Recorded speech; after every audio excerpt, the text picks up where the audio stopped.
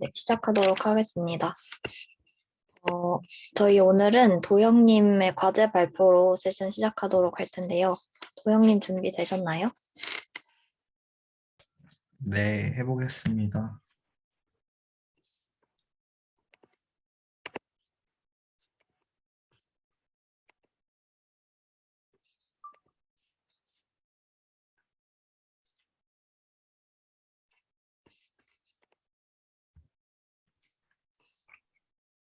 안녕하세요. 잘 들리시고 잘 보이실 거라 믿고 그 복습 과제를 그러니까 과제에 대한 설명을 먼저 시작하도록 하겠습니다. 제가 오늘 말할 거는 렐로의 이제 문제점들과 그리고 변형들에 관련돼서 말씀을 드리려고 해요. 그에 앞서서 뭐 다들 알고 계시겠지만 렐로가 뭔지 잠깐 짚고 넘어가고 그리고 장점과 단점 그리고 변형들을 살펴보도록 하겠습니다.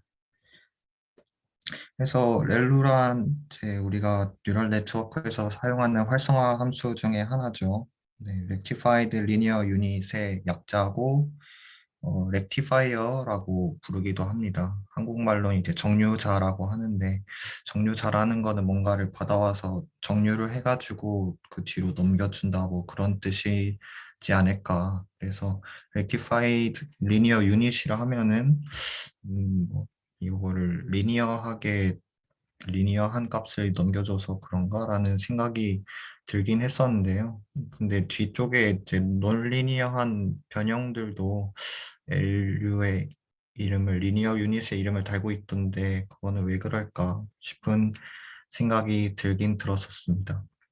여튼 그냥 제 생각이었고요. 이제 인풋을 x로 가져오면 아웃풋을 이제 max 0,x로 반환을 한다고 할 수 있고 그림은 여러분 많이 보시다 봤는 것 같이 그림은 저렇게 생긴 거를 알 수 있습니다. 그래서 네, 렐로의 장점을 먼저 살펴보자면은 이제 액티베이션이 스팔스하다. 그러니까 모형부형 뭐 다 넘기는 게 아니라 랜덤하게 그냥 대충 생각했을 때 대략 반은 이제 잘리고 반은 넘긴다라는 것이죠. 그리고 Vanishing Gradient Problem이 적다는 것은 뒤에서 또 좀 더 다뤄보도록 하겠습니다. 그리고 확실히 계산이 좀 efficient하죠, 효율적이죠. 이제 비교로 해서 이제 어떤 특정 값 0 넘으면은 뭐 그레디언트 계산할 때 그냥 1이고 안 넘으면 0이고 하다 보니까 계산적으로 편리하고 쉬운 부분이 있고 그리고 스케일 인베리언트라는 부분도 있는데 제가 이게 어떤 부분에서 좋은지는 대략 감은 잘 오지 않지만 이것 또한 장점이라고 해서 넣어봤습니다. 그리고 렐로의 이제 잠재적인 문제점이라면은 먼저 0에서 이제 non differential 하다라는 게 있을 텐데요. 요거는 제 생각엔 아마 0에서 이제 그레디언트 그 디퍼런셜 값을 이제 0이나 1로 정하기 나름이지 않을까 싶은 생각이 들었고 그리고 이제 그래프가 있으면 이제 우리가 뉴럴 네트워크에서 계산을 할 때 이제 이쪽 뭐 0을 기준으로 안 넘는 쪽은 뭐 나쁘다, 넘는 쪽은 좋다라고 뭐 얘기를 한다면은 이제 how good은 이제 끝없이 계속 좋아질 수가 있잖아요. 넘어가면서. 근데 how bad는 다 얼마나 나쁘든 그냥 다 똑같이 0이니까 이런 것들이 뭔가 문제점이 될 수 있다면은 또 문제점이 될 수 있지 않을까. 그걸 이제 좀 간단하게 얘기를 하자면 뭐 not zero centered나 뭐 unbounded 이렇게 얘기를 할 수 있을 것 같습니다. 그리고 또 문제가 하나 더 있자면 dying ReLU problem이라고 있을 텐데요. dying ReLU problem에 대해서는 뒤에서 더 설명해 보도록 하겠습니다. 먼저 이렇게 좀 딥한 뉴럴 네트워크가 있다고 가정을 했을 때 뉴럴 네트워크가 있다고 가정을 했을 때 그 안에 있는 히든 레이어에서 히든 유닛 G1, G2, G3, G4가 있다고 생각을 해 봅시다. 그리고 웨이트 파라미터 W1, 2, 3, 4가 있고 B도 있고 해서 그 우리 학교 딥러닝의 그 노테이션을 뭐 조금 빌려오자면은 이렇게 넷 H를 이와 같이 계산을 할 수 있고 out h를 이제 액티베이션 펑션을 거친 형태로 표현할 수 있겠죠. 우리가 앞에서 렐로 펑션의 장점에 대해서 얘기했을 때 베니싱 그레디언트 프로블럼이 조금 더 적다 라는 말을 했었는데요. 예를 들어서 시그모이드 펑션을 액티베이션 펑션으로 썼다고 생각을 했을 때 이거를 그레디언트 계산을 하다 보면은 이 시그모이드 펑션에서 이제 그레디언트가 이제 최대가 되는 x는 0일 때가 이제 0인 값이 이제 4분의 1이고 조금 확실하게 좋고 나쁜 친구들은 거의 이제 기울기 값이 0이란 말이에요. 근데 이거를 뉴럴 네트워크에서 이제 백프로파게이션 웨이트 업데이트 계산을 하다 보면 이렇게 조금 나열을 해봤는데요. 이렇게 로스 펑션에 대해서 웨이트가 바뀜에 따라서 웨이트 로스 펑션이 얼만큼 바뀌는가를 계산을 함에 따라서 이 계산이 되게 길어지면은 이렇게 액티베이션 펑션에 대한 계산도 많이 그레디언트 계산이 들어가게 되면서 여기 곱해지는 값들이 계속 시그모이트 같은 경우는 커봤자 4분의 1 아니면 막 0에 가까운 값들이 계속 곱해지게 되면은 그레디언트가 계속 작은 값들이 곱해지면은 그걸 곱한 값들은 또 작은 값일 것이고 우리가 웨이트 업데이트를 할 때 요 값이 작으니까 요 값이 작으면 웨이트 업데이트도 잘 안 일어나겠죠. 그러면 이제 웨이트 업데이트가 잘 되지 않고 학습이 되지 않는 문제들이 생겨난다. 그걸 이제 우리가 베니싱 그레디언트 프로블럼이라고 하는데 액티베이션 펑션을 시그모이드를 쓰는 것보다는 렐로 펑션을 쓰는 게 더 좋긴 하죠. 이렇게 확실한 친구들은 그 1로 넘겨주니까 확실히 안 넘기는 친구들은 0으로 안 넘기긴 하지만 확실한 친구들은 1로 넘기니까 그래서 이렇게 계산한 값들이 뭐 0점 뭐시기가 아니라 확실히 1로 넘겨주니까 그런 부분에서 좀 더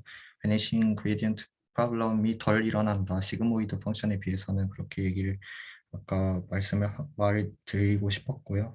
그리고 다잉 렐로 프로블럼이라고 하면은 이제 우리가 업데이트를 할 때 특히 좀 러닝 레이트가 조금 클 때 많이 발생을 한다고 해요. 이제 러닝 레이트가 너무 커서 이렇게 한 번 학습을 했는데 아니면 몇 번을 했는데 이 웨이트들이 너무 작아져 버렸네. 그래서 어, 너무 작아졌다 보니까 먼 인풋을 넣어도 이제 이 친구들이 다 작아지다 보니까 먼 인풋을 넣어도 이 넷 H 친구들이 0을 못 넘고 요 아웃 H 친구들이 계속 0을 안 넘으면 이 친구들도 계속 0이 나오겠죠. 그러면은 이제 뭘 넣어도 아웃 H가 0이니까 업데이트도 안 되고 계속 그렇게 막혀버리는 상황이 나오는 거죠. 그래서 이런 상황을 이제 다잉 렐로 프로블럼이라고 하는데 이렇게 데드 셀들이 많아지게 되면은 아무래도 그 모델에 있어서 효율이나 능력이 좀 많이 떨어지게 되겠죠. 아무래도 그 모델은 이렇게 만들어 놨는데 그 안에서 이제 일 안 하고 죽은 이제 일 안 하는 노는 친구들이 여기저기 있으면 아무래도 다른 거 나머지만 가지고 이렇게 모델을 돌려야 하는데 뭐 굳이 그런 의미에서 이제 효율이랑 능력이 이제 떨어지는 문제점들이 발생을 한다라는 것이 이제 다잉 렐로 프로블럼이라고 할 수 있습니다. 그래서 요거를 조금 보완하고자 이제 여러 가지 변형들이 나왔어요. 그래서 좀 리니어한 친구들을 보자면은 리키렐로 같은 애들이 있을 거고 이제 렐로 펑션이랑 비슷하지만은 조금 이렇게 다르게 조금 해서 뭐 그 죽은 친구들이 뭐 코끼리를 보는데 못 써도 좀 쥐는 볼 수 있게 만들어 볼 수 있지 않을까 조금 잘 살려서 써볼 수 있지 않을까 싶어서 이렇게 이런 식으로 변형을 해가지고 만들어 본 게 아닌가 싶은 생각이 들었습니다. 네, 리크이렐로 말고도 이렇게 여긴 리크이렐로는 0.01을 썼지만 좀 더 제네럴하게 A를 곱해서 파라메트릭 밸류를 써가지고 뭐 A를 뭐 계속 학습을 통해서 뭐 이것도 튜닝 파라미터로 학습을 한다 뭐 이렇게 할 수도 있을 것 같고요. 이걸 논리니어한 변형 친구들입니다. 얘는 이제 가우시안 에럴 리니어 유닛 해서 젤로 펑션, 그리고 시그모이드 리니어 유닛 해서 실루, 그리고 스위시라고도 같은 말이라고 하더라고요. 그래서 그러니까 같은 거를 이제 다르게 부르는 말, 그러니까 실루, 스위시 둘 다 같은 거를 얘기한다고 합니다. 그래서 젤로 같은 경우는 우리가 아는 그, 그, 그 이거 스탠다드 노멀 디스트리뷰션의 CDF, 이렇게 생긴 친구죠. 이렇게 생긴 친구의 이제 x를 곱해서 이런 식의 멜로와 비슷한 모형이 나오고, 밑에 이제 실로 같은 경우는 시그모이드 x를 곱한 펑션이 뭐 다음과 같이 나온다고 합니다. 그리고 제가 밑에 이거 링크를 이제 그림을 제가 그린 게 아니다 보니까 링크를 넣었는데 제가 PDF로 바꾸니까 이게 클릭이 안 되더라고. 그래서 따로 채팅창에 PPTX로 해서 올렸으니까 아마 링크는 그쪽으로 가시면 누르실 수 있을 거라고 생각이 듭니다. 그리고 또 다른 변형들로 이제 소프트 플러스랑 논리니어한 변형들로 소프트 플러스랑 ELU 같은 친구들이 있을 거고요. 소프트 플러스는 이제 특징적인 게 미분을 하면은 시그모이드가 됩니다. 그래서 미분을 했을 때 x가 무한으로 가면 이제 미분값이 1이 되고 마이너스 1으로 갔을 때 0이 되는 거는 이제 이 렐로 펑션이랑 똑같죠. 그래서 그런 특징이 있고 L로 exponential linear unit 같은 경우는 try to make the mean activation closer to 0의 의의를 좀 두게 만들었다고도 하고요. 생긴 건 이렇게 생겼습니다. 그리고 렐로보다 분류 성능 향상이 있다고는 하는데요. 또 아무래도 익스포넨셜 계산하고 하다 보니까 계산이 좀 오래 걸린다라는 그런 단점이 있다고 합니다. 그리고 엘루에다가 이제 엘루랑 똑같은데 람다 하나 더 곱한 게 이제 셀루 펑션인데요. 셀루 펑션 같은 경우는 이제 셀프 노멀라이징 하는 특성이 있어서 이제 automatically converges to 제로민 앤 유닉 베리언스라는데 이제 그러니까 뭐 인풋을 받아오면은 아웃풋을 그런 제로민이랑 뭐 베리언스 1의 그런 분포로 이렇게 아웃풋을 만들어 줄 수 있나 봐요. 근데 제가 이거를 논문을 봤는데, 그러니까 그때가 언제가 되냐면 이 알파가 1.67 뭐시기고 람다가 1.05 뭐시기일 때 이제 그런 게 가능하다고 하는데 제가 논문을 찾아봤는데 이게 뭐 이론적으로 너무 딥한 것 같아가지고 왜 그런지는 잘 모르겠으나 여튼 뭐 요즘 성능이 좋아서 많이들 쓰고 있다. 그리고 셀프 노멀라이징, 그러니까 노멀라이제이션에 효과가 있다라고 하는 것까지는 뭐 그냥 그렇구나라고 이해를 했습니다.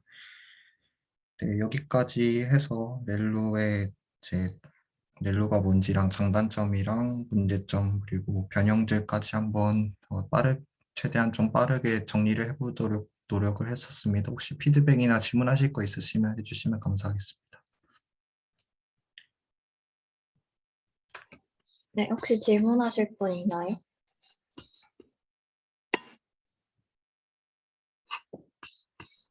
없으시면은 바로 넘어가도록 하겠습니다. 네, 도영님 발표 고생하셨습니다.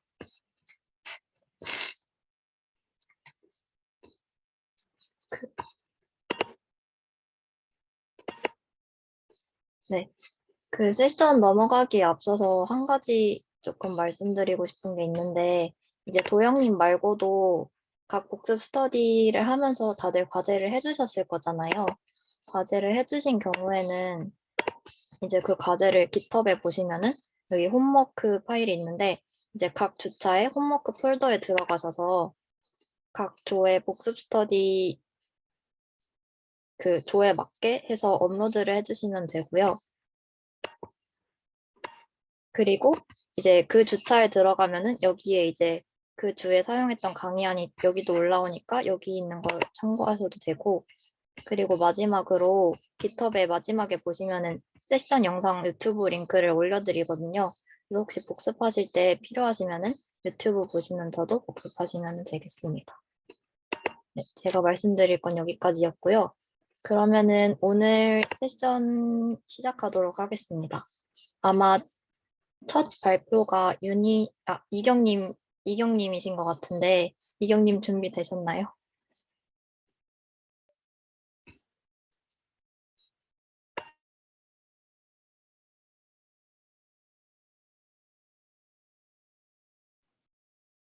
혹시 들리시나요? 네, 잘 들립니다. 네, 그럼 발표 시작하도록 하겠습니다. 안녕하세요. 저는 4주차 주제인 컨볼루셔널 뉴럴 네트워크 파트 1 발표를 맡은 윤이경입니다. 목차는 다음과 같이 진행될 예정입니다. 첫 번째로 Introduction to CNN에서 CNN이 어디서 사용되는지를 소개할 예정이며, 두 번째 Basic Principles of CNN에서 이제 CNN을 이용하는데 알아야 할 기초 개념들에 대해서 소개할 예정입니다. 여기서 컨볼루션이 뭔지, 스트라이드가 뭔지, 패딩, 풀링 순으로 설명할 예정입니다. 그리고 세 번째부터는 이제 민수 선배님께서 진행할 예정이고, 세 번째 CNN의 전체적인 구조에 대해서 살펴본 이후에 네 번째 이제 추가적인 CNN 기법에 대해서 알아볼 예정입니다. 그래서 CNN의 대표적인 알고리즘들인 알렉스넷, 배그넷, 구글넷, 레스넷 등에 대해서 소개할 예정입니다. 마지막으로는 Variance of the Basic Convolutional Function에 대해서 간단하게 알아볼 예정입니다. 첫 번째로 Introduction to CNN에 들어가면 Y라는 알파벳을 손글씨로 적어놓은 두 개의 이미지가 있는 게 보이실 겁니다. 사람은 이 두 개를 Y라는 것을 쉽게 판단 가능하지만 아마 기계는 이게 Y라는 것을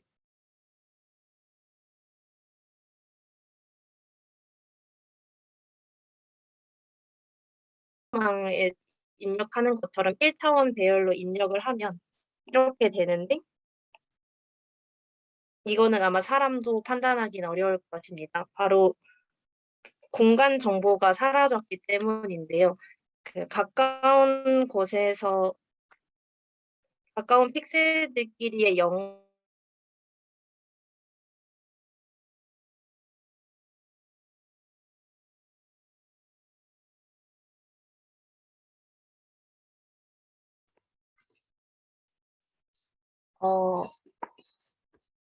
잠시 윤희님이 네트워크 문제로 튕기신 것 같은데, 조금만 기다려 보겠습니다.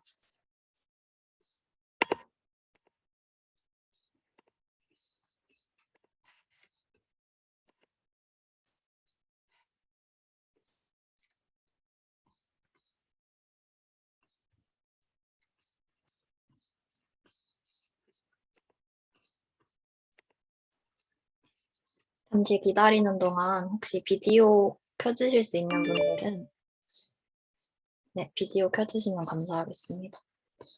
윤희님 접속되셨나요? 네, 다시 시작하도록 하겠습니다. 네. 그 바로 1차원 배열로 변환하는 과정에서 그 공간 정보가 손실되었기 때문에 아마 이거를 Y라고 판단하기는 어려울 것입니다. 그래서 공간적인 구조라는 것은 그 거리가 가까운 픽셀들 간의 연관성들이 이제 깨졌다라는 것을 의미하는데, 이처럼 이미지의 공간적인 정보를 보존하면서 학습할 수 있는 방법이 필요해졌고, 이 필요해졌기 때문에 그 컨볼루션 뉴럴 네트워크인 합성고 신경망이 필요해지게 된 것입니다. 그래서 CNN은 보통 이미지와 비디오 데이터를 다루며 타임 시리즈 데이터도 다룰 수 있다고 합니다.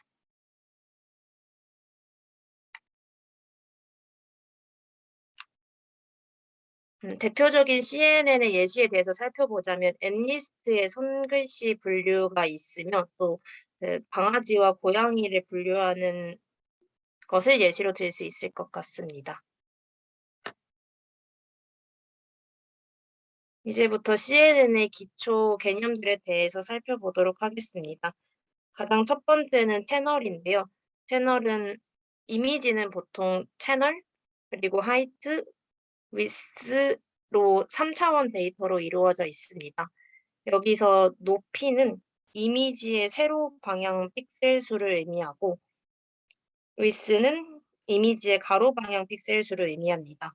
또한 채널은 색 성분을 의미하는데 이 흑백 이미지 8이라고 적혀 있는 흑백 이미지를 보면 흑백이기 때문에 채널 수는 1이며 또 가로의 개수가 28개, 세로의 개수가 28개이기 때문에 이렇게 1, 28, 28로 표현 가능합니다. 각각의 픽셀은 이제 0에서부터 255 사이의 수를 가진다고 합니다. 컬러 이미지의 경우에는 RGB 세 가지로 이루어져 있기 때문에 이때는 채널 수가 3이 됩니다. 이제 컨볼루션이 뭔지에 대해서 알아보도록 하겠습니다.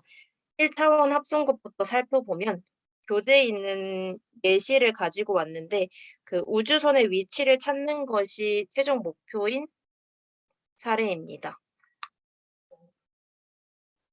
레이저 센서로 비행 우주선의 위치를 찾고자 하는데 이때 필요한 것이 그 t 시간에서의 우주선의 위치인 xt가 필요할 것이고 또 최근의 값일수록 더 많은 가중치를 부여해주는 웨이트 펑션이 가중 함수가 필요합니다. 그래서 저희는 이 위치를 찾기 위해서 우주선의 위치를 찾기 위해서 이 XT랑 WA를 곱해서 다 적분한 값인 ST를 찾게 되는데요. 이 ST가 바로 우주선의 위치라고 할 수 있습니다. 그래서 식으로 표현하면 우주선의 위치랑 가중함수를 곱해서 적분한 값인 ST가 바로 우주선의 위치이고 이걸 컨볼루션 용어를 적용하면 이 XA가 인풋 데이터고 WA 가중 펑션이 커널이라고 하면 ST는 아웃풋이며 피처 맵이라고 할 수 있습니다.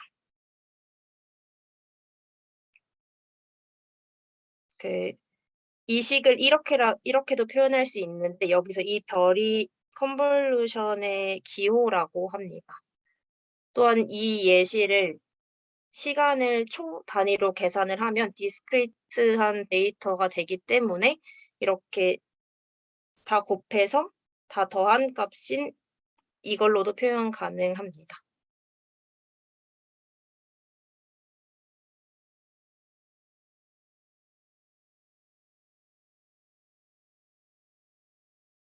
이것은 컨볼루션의 시각적 예시를 가져온 것인데 한번 보고 넘어가면 될 것 같습니다.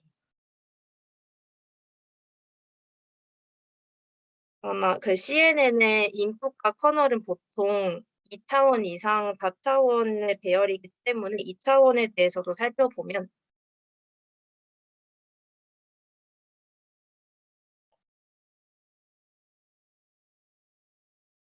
다음과 같은 식으로 나타낼 수 있습니다.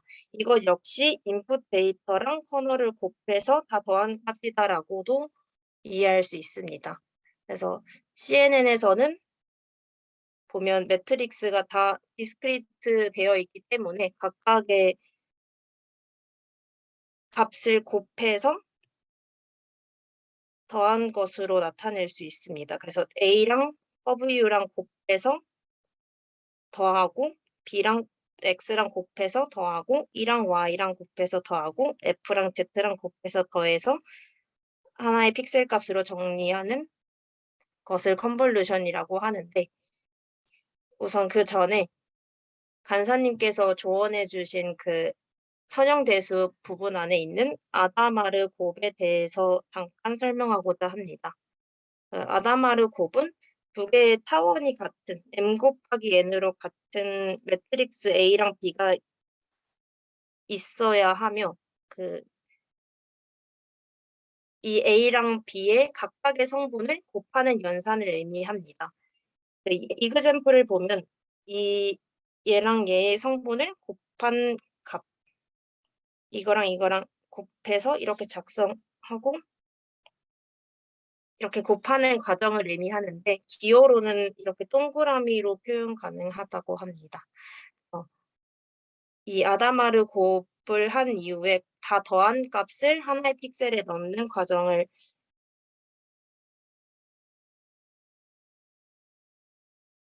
반복하는 것이 컨볼루션입니다. 그래서 예시를 통해서 보면 첫 번째 5 곱하기 5 인풋이랑 3 곱하기 3 커널을 이용해서 1 곱하기 1 더하기 2 곱하기 0 더하기 3 곱하기 1, 2 곱하기 1 더하기 1 곱하기 0 이 과정을 반복하게 되면 총 6이라는 결과값을 얻게 되는데 그 6이 이 첫 번째 픽셀 안으로 들어가게 됩니다.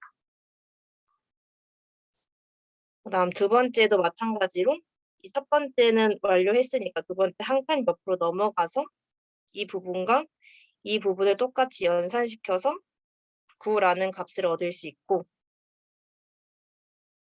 또 세 번째도 이 값이랑 이 값을 연산시켜서 11이라는 값을 얻을 수 있습니다. 마찬가지로 이 과정을 반복하다 보면 이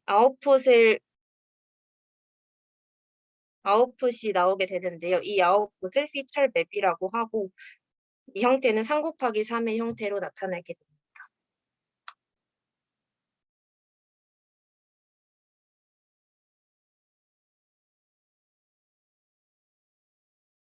이제는 커널이 무엇인지에 대해서 또 다른 예시를 통해서 살펴보도록 하겠습니다. 커널은 필터라고도 불리는데 이 필터에서 추출하려는 이미지의 특성이 인풋 데이터에 있는지 없는지를 판단해주는 역할을 한다고 보면 됩니다. 그래서 커널은 그 이미지의 특징을 feature identifier라고 생각하면 되는데 이 G 그림에서 이러한 곡선이 있는지 없는지를 판단하는 예시입니다. G 그림에서 이러한 그림이 있는지 없는지를 판단하고자 얘를 필터로 넣었다고 보면 됩니다. 그래서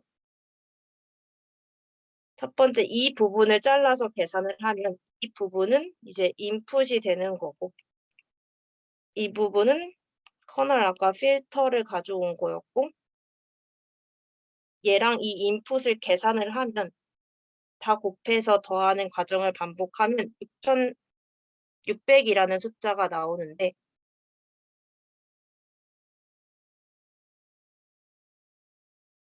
인풋 데이터에 만약에 내가 찾고자 하는 필터의 모양이 특징이 그대로 반영되어 있으면 이처럼 큰 값이 큰 값이 나오게 됩니다.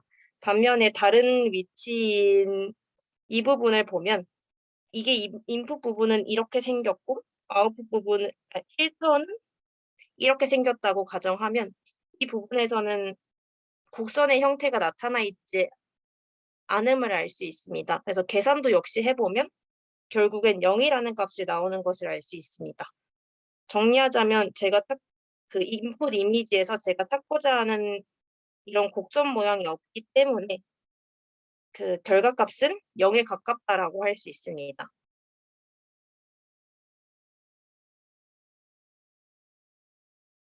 합성곱은 그래서 이러한 이미지에서 다른 위치에서 같은 특징을 찾고자 하는데 사용된다고 합니다. 그래서 합성고층은 합성곱 연산을 통해서 이미지의 특징을 추출하는 역할을 한다고 정리할 수 있을 것 같습니다.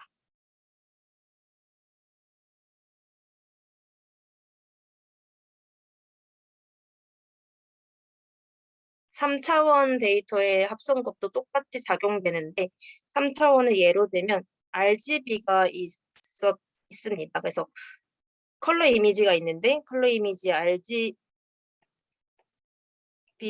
총 3가지의 채널이기 때문에 인풋의 채널 수는 총 3개가 될 것이고 인풋의 채널 수가 3개면 필터의 채널 수도 역시 3개가 되어야 합니다.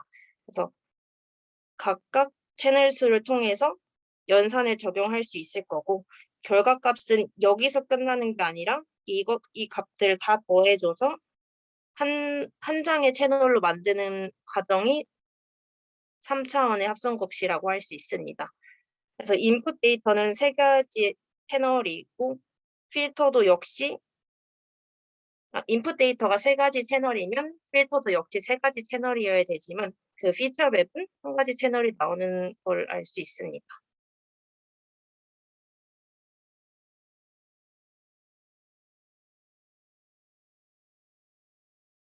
만약에 채널의 수를 아웃풋의 채널 수를 늘리고 싶다면 그러면 그 커널 필터의 수를 늘리면 되는데요.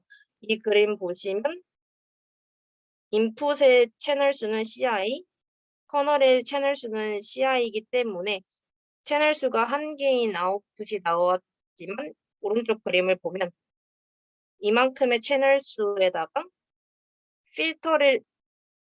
이만큼의 필터를 가진 커널을 여러 개 만들어서 총 15개의 채널을 만든 것을 알 수 있습니다.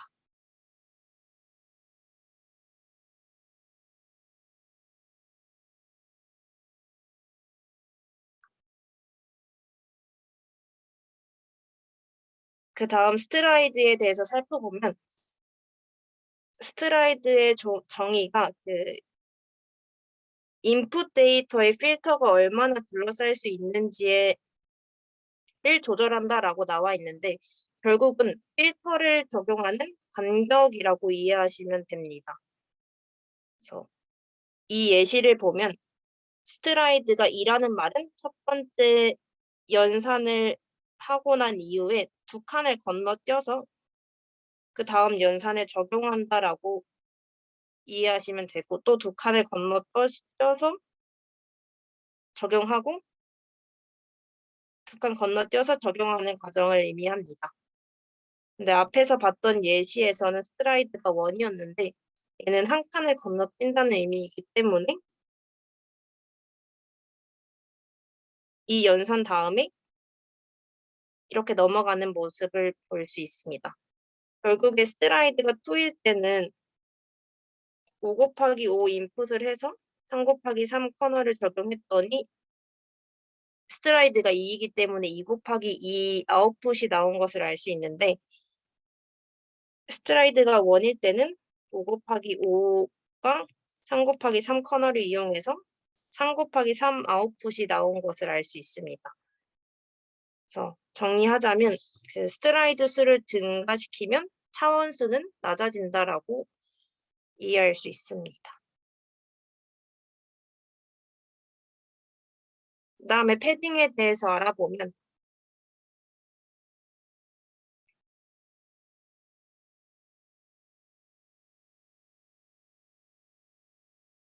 앞에 예시를 계속 가져오면 5 곱하기 5 인풋을 3 곱하기 3 커널을 이용해서 계산을 하면 3 곱하기 3 피처 맵 아웃풋이 나오는 것을 확인할 수 있었는데요.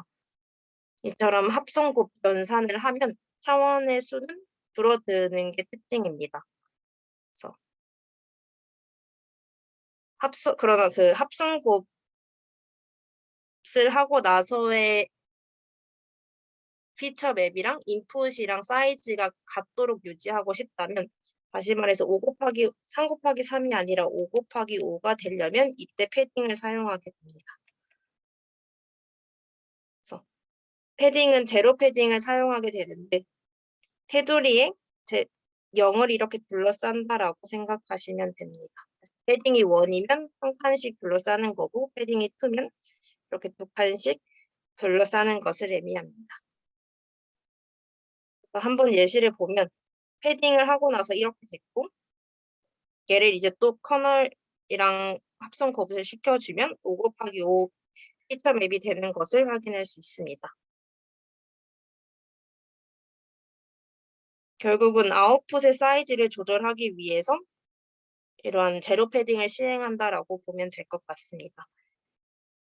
교재에 나온 예시를 보면 얘는 이 윗부분은 제로 패딩을 하지 않은 부분인데 커널 합성 곱슬 하면 차원수가 낮아지는 것을 볼 수 있습니다. 근데 반면에 제로 패딩을 시행하면 합성 곱슬 하더라도 크기가 변하지 않는 것을 확인할 수 있습니다.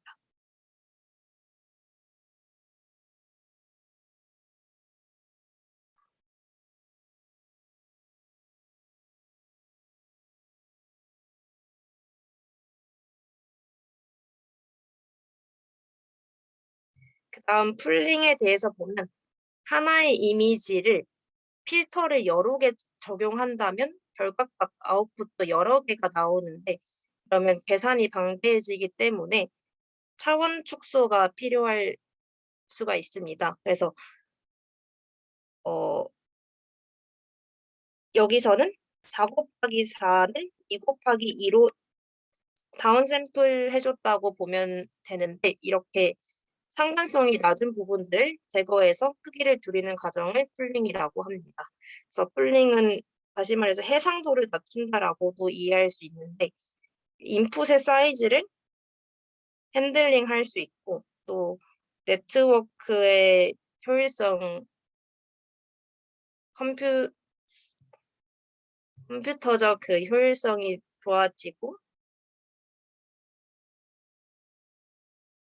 그다음에 가장 중요한 것은 가장 중요한 특징이 사라지지 않고 그 다음 특성으로 넘어갈 수 있다라는 말인데 이 말은 그 맥스 풀링을 적용했을 때 이 네 개의 값 중에서 가장 큰 값인 x 값을 적어주고 또 이거의 네 개의 값 중 가장 큰 값을 적어주고 이 네 개의 값 중 가장 큰 값인 12를 적어주고 큰 값인 45를 적어주는 것을 맥스 풀링이라고 하는데 가장 큰 값이 살다 보니까 가장 중요한 특성이 사라지지 않고 다음 특성으로 이렇게 차원을 줄여도 넘어간다는 것을 의미합니다.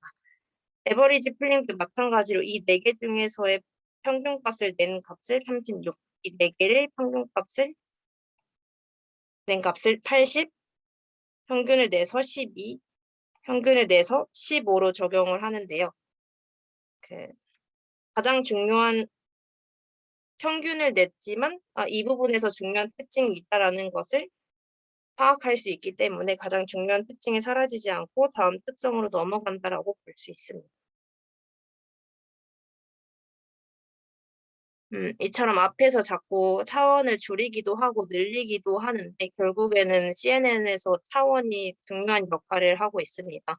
그래서 차원 공식에 대해서 마지막으로 다뤄보면 이런 아웃풋 사이즈는 인풋 사이즈에서 필터 사이즈를 빼고 패딩의 2배를 곱해서 더한 거를 스트라이드로 나누고 더하기 1을 한 이 공식을 나중에 프로그래밍 할 때도 사용하면 좋을 것 같습니다.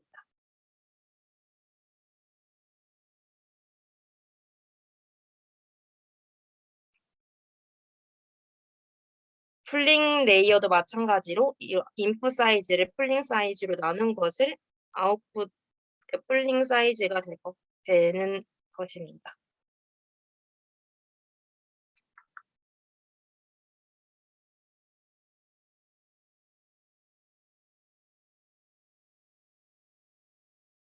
마지막으로 크로스 코릴레이션에 대해서 살펴보자면 크로스 코릴레이션은 합성곱이랑 거의 비슷한 연산인데 정의에 따르면 다른 것이 그 커널을 뒤집느냐 뒤집지 않느냐의 차이를 가지고 있습니다.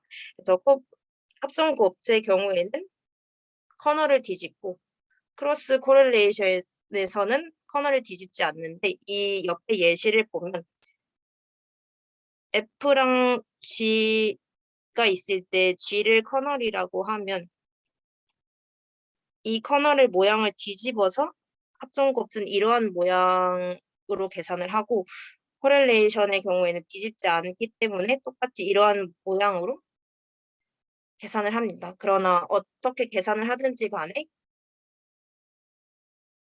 필터를 학습하는 거기 때문에 서로 큰 차이는 없다고 합니다. 저는 여기까지 준비를 했습니다.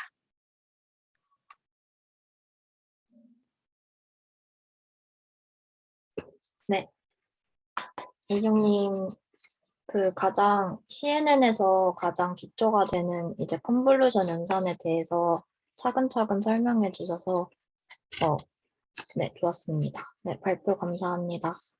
그러면은 저희는 이제 1부가 끝났으니까 10분 쉰 후에 50분에 다시 모이도록 하겠습니다.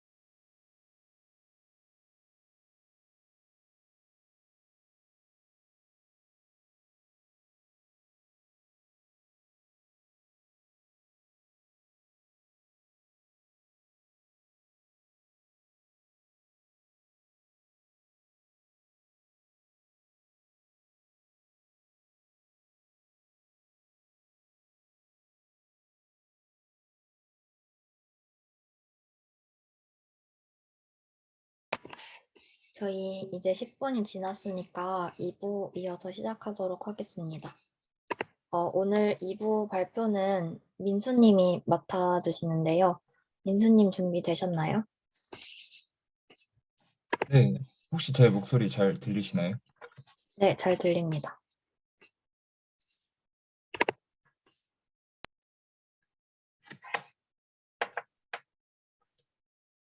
화면 잘 보이시나요? 네, 잘 보입니다. 네, 그러면 이제 시에는 그 이경님 이어서 두 번째 파트 세션 시작하도록 하겠습니다. 이제 지금까지 배운 내용을 바탕으로 CNN의 전체적인 구조가 이제 어떻게 이루어지는지에 대해서 설명을 드릴 건데요. 지금까지 배웠던 내용들이 많이 이제 종합해서 다루다 보니까 뭔가 좀 복잡하게 느껴질 수도 있을 것 같은데 일단은 시작해 보도록 하겠습니다. 여태까지 배웠던 내용들이 다 포함되어 있어요. 뭐 컨볼루션도 있고, 액티베이션 펑션도 있고, 풀링도 있고, 뭐 fully connected layers도 있고 다 있는데 일단 한 단계씩 어떤 과정으로 진행되는지 살펴보겠습니다. 구체적으로 과정을 보기 전에 아까 이경님께서도 잠깐 언급을 해주셨는데 CNN에서 차원을 설정하는 것이 굉장히 중요하다고 볼 수 있는데요. 저희가 이제 실제로 나중에 실습을 할 때도 그 차원에 맞춰서 이렇게 코딩을 잘 해줘야지 알고리즘이 잘 돌아갈 거기 때문에 디멘션 포뮬러에 대해서 다시 한 번 더 설명을 드리고 넘어가도록 하겠습니다. 디멘션 포뮬러는 이제 다음과 같이 나와 있는데요. 이제 이 부분은 이제 인풋에 대한 정보고요. 그 다음에 이 부분은 이제 커널에 대한 정보고 이 부분은 이제 그 아웃풋에 대한 정보예요. 그래서 저희가 이제 보통은 이제 인풋하고 커널이 주어졌을 때 아웃풋의 이제 사이즈를 어떻게 계산해야 되는지가 중요한 이제 부분인데 여기서 보시면 이제 그 잠시만요.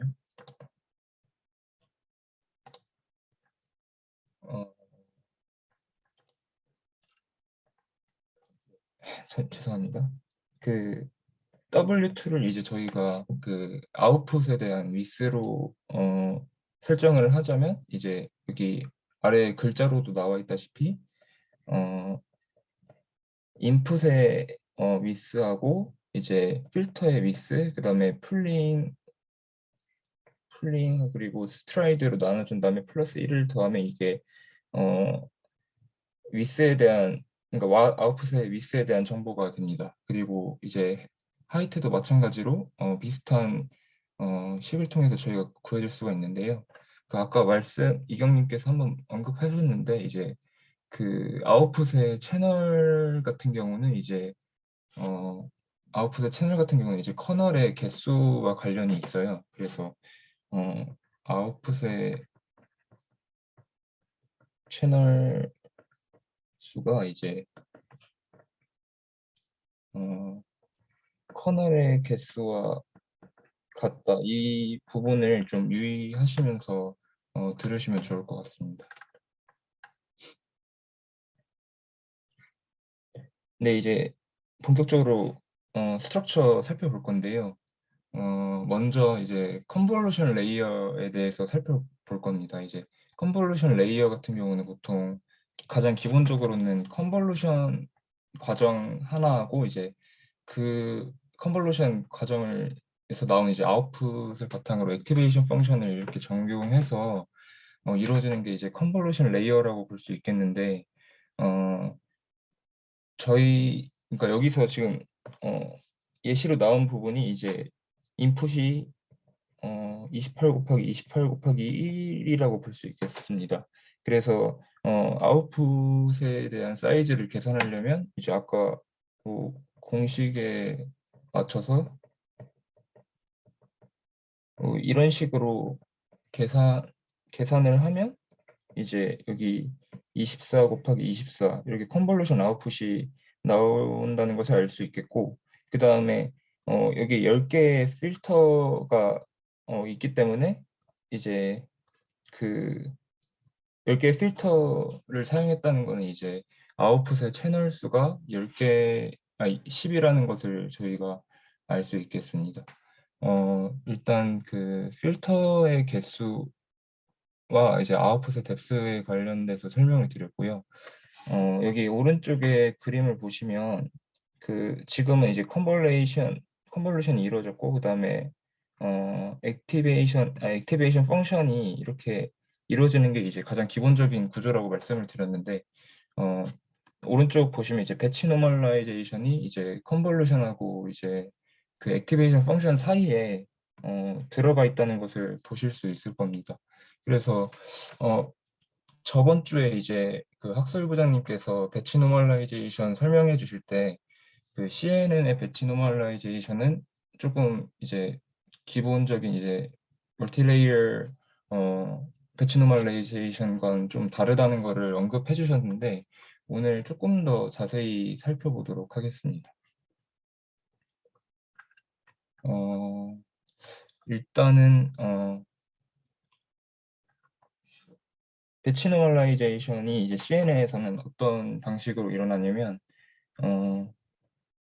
여기 보시면 인풋이 있고, 이게 이제 커널인데, 그 커널 하나의 필터, 커널이 똑같은 말이죠.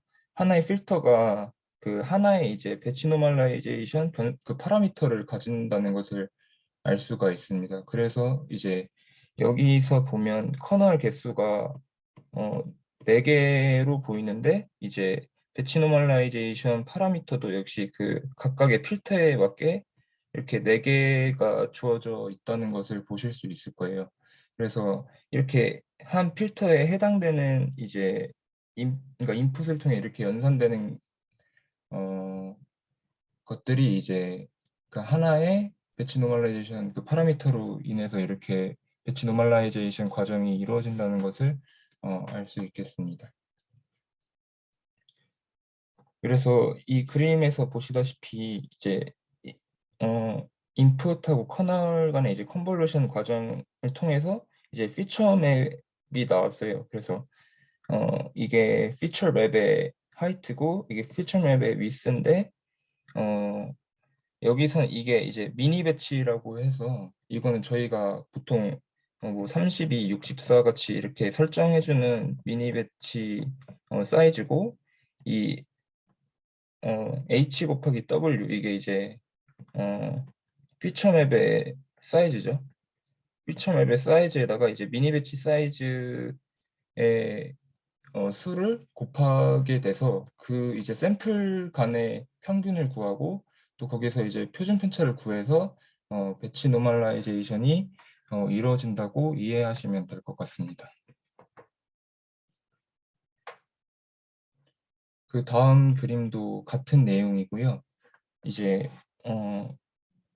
이게 이제 컨볼루션 아웃풋이고, 이 컨볼루션 아웃풋이 이제 이게 각각의 필터에 대해서 이제 배치 노멀라이제이션 그 파라미터가 정해지고, 이제 이 배치 노멀라이제이션 아웃풋이 나오면 그 다음에 액티베이션 펑션을 적용하고 그 다음에 풀링 과정이 이렇게 이루어진다고, 전체적인 이제 배치 노멀라이제이션이 컨볼루션 레이어에 들어갔을 때 과정이 이렇게 된다고 이해하시면 될 것 같습니다. 이제 그 컨볼루션 레이어에 대한 설명은 다 끝났고요. 이제 컨볼루션 레이어 다음에 이루어지는 과정이 이제 풀링 레이어죠. 그래서 여기서 보시면 아까 24 곱하기 24로 이제 컨볼루션 아웃풋이 나왔는데, 그냥 이건 굉장히 맥스 풀링이 2 by 2로 이제 풀링이 이루어지는데, 뭐 24 사이즈에다가 이제 풀링을 2 곱하기 2 이렇게 하면 풀링 결과값은 12 곱하기 12가 나온다는 것을 알 수 있겠습니다. 그리고 아까 이경님께서도 살짝 언급해 주셨는데 그 풀링 한다고 이제 그 풀링 아웃풋의 채널 수는 변경이 없다는 것도 좀 숙지하고 계시면 좋을 것 같습니다. 그 다음에 이제 또 컨볼루션 레이어가 나오는데요.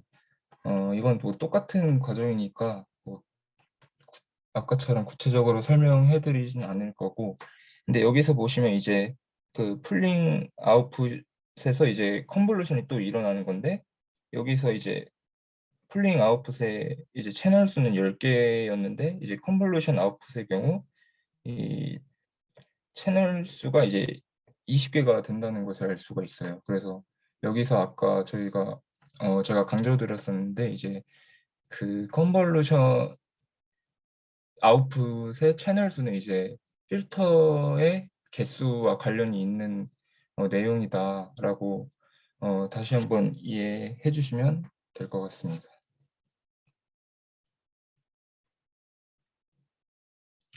그다음 똑같이 뭐 풀링이 이루어지고요. 풀링이 이루어져서 또 2 곱하기 2로 이제 풀링이 이루어지기 때문에 8 곱하기 8에서 이제 4 곱하기 4 사이즈로 이제 풀링 이렇게 사이즈가 다운된다는 것을 알 수 있겠습니다. 이렇게 그 컨볼루션과 풀링 과정이 이렇게 반복적으로 이루어지다가 이제 어느 시점이 되면 저희가 계속 지금까지는 2디멘션의 데이터를 다뤄왔어요. 근데 이제 더 이상 2디멘션의 데이터로 다룰 필요가 없이 그거를 1디멘션으로 바꿔서 이제 알고리즘을 구현해주면 되는데 그 계속 처음에는 그게 이미지 데이터였기 때문에 그 처음에 그 말씀해 주셨던 이제 공간적인 정보나 이런 것들이 있어서 저희가 함부로 이렇게 원디멘션으로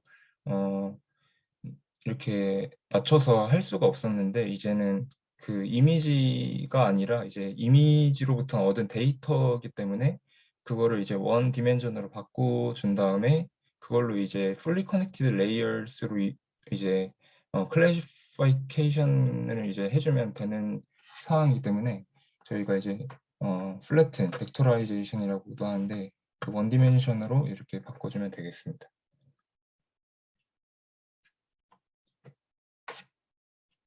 그 원 디멘션으로 바꿔준 데이터를 이제 플래튼된 이후에 이제 CNN의 최종 목적인 이미지를 분류하는 과정을 거치기 위해 fully connected layers를 거치게 됩니다.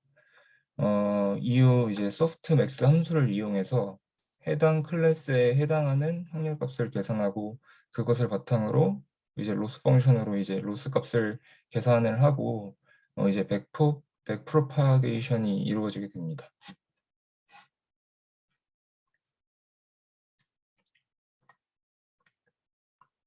지금까지는 이제 저희가 CNN의 그 전체적인 구조에 대해서 살펴보았고요. 이제 그것을 바탕으로 이제 Advanced Architectural CNN이라고 굉장히 이제 여태까지 배웠던 것을 응용해서 이제 다양한 이제 아키텍처를 보실 건데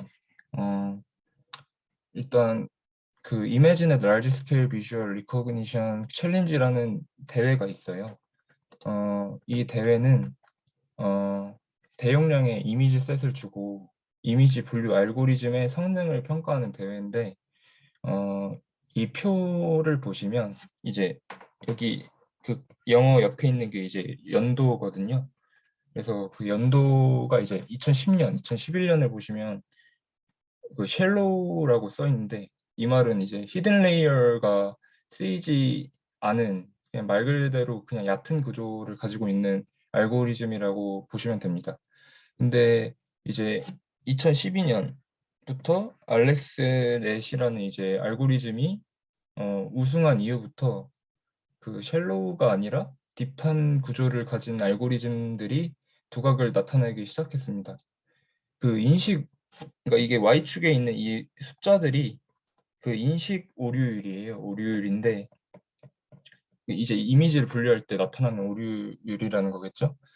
근데 원래는 20%대였는데 이제 알렉스넷 이제 처음으로 이제 CNN을 도입했을 때부터 이제 10%대로 떨어지기 시작했습니다. 그래서 인식 오류율이 점차 감소한다는 걸 이렇게 보실 수 있을 거예요. 특히 15년도에 발표된 그 레슨넷 같은 경우에는 3.57%인데 이제 사람이 이제 이미지를 분류할 때 나타나는 오류율이 보통 5%라고 알려져 있는데 그 5%보다 낮아서 많은 주목을 받았습니다. 그래서 제가 오늘 소개해 드릴 것은 이제 알렉스넷하고 VGG하고 구글넷, 레스넷 이렇게 네 가지 정도의 아키텍처를 소개를 해 드리겠습니다.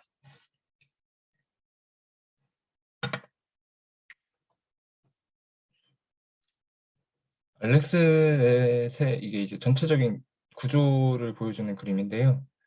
그 그림을 살펴보면 인풋 데이터가 들어오고 컨볼루션 레이어, 풀링 레이어가 반복적으로 이렇게 이루어지다가 여기까지는 저희가 본 구조랑 상당히 유사하죠. 근데 그 이후에는 이제 컨볼루션 레이어만 연달아 3번이 있고 그다음에 마지막에 풀링 레이어가 있고 그다음에 FC 레이어를 거쳐 클래시피케이션이 이루어진다는 것을 보실 수 있습니다.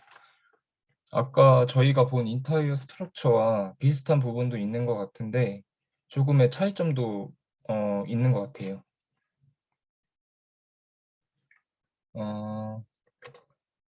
일단 지금 왼쪽에 보이시는 게 이제 그 아까 보여드린 그 사진에서 그 레이어들을 이렇게 정리를 한 거예요, 숫자로. 그래서 여기서 보시면 이제 뭐 11 by 11 필터가 뭐 스트라이드 4로 패딩은 없이 이렇게 컨볼루션이 먼저 이루어지고 그다음에 이제 맥스 풀링이 이루어지고 뭐 노멀라이제이션 레이어가 있고 이렇게 계속 레이어가 쌓여가는 것을 보실 수 있는데 이제 이 알렉스넷의 좀 특징이라고 하면 이제 원래 그 전까지는 이제 시그모이드 함수를 대부분 많이 썼다고 합니다. 근데 시그모이드 함수가 저희가 예전에 배웠다시피 이제 그 그레디언트 관련해서 문제가 있기 때문에 다양한 이제 알고리즘에서 이제 렐루를 쓰기 시작했는데 이제 CNN 알고리즘에 있어서는 이 알렉스넷이 이제 렐루를 처음 쓴 이제 알고리즘이라고 하고요. 그 다음에 non layers라고 있는데 이거는 이제 많이 안 쓰인다고 합니다. 이제 더 이상 많이 안 쓰이고 이제 heavy data argumentation이라고 있는데 이 데이터 아규멘테이션이 이제 데이터를 만져서 보다 좋은 결과를 낼 수 있게 하는 것인데 뭐 예를 들어서 좌우를 반전시킨다던가 아니면 사이즈를 리사이즈 이렇게 사이즈를 이렇게 바꿔서 학습에 더 도움이 되게 해주는 그런 여러 가지 방법이 있습니다. 그래서 그런 뭐 과정이 이루어졌다고 할 수 있겠고요. 그리고 드롭아웃은 0.5고 배치 사이즈, 모멘텀 이렇게 이루어지고 그 다음에 플라테우스라는 것이 있는데 이게 이제 그 예전 수업에서 뭐 이렇게 있는데 뭐 러닝 레이트가 이제 빠르게 되면 이렇게 계속 왔다 갔다 한다 했잖아요. 이거를 이제 플라테우스라고 하는데 이제 이렇게 계속 더 이상 그 학습이 제대로 이루어지고 있지 않을 때 이제 러닝 레이트를 10분의 1로 줄이는 이제 그런 방법을 사용했다고 합니다.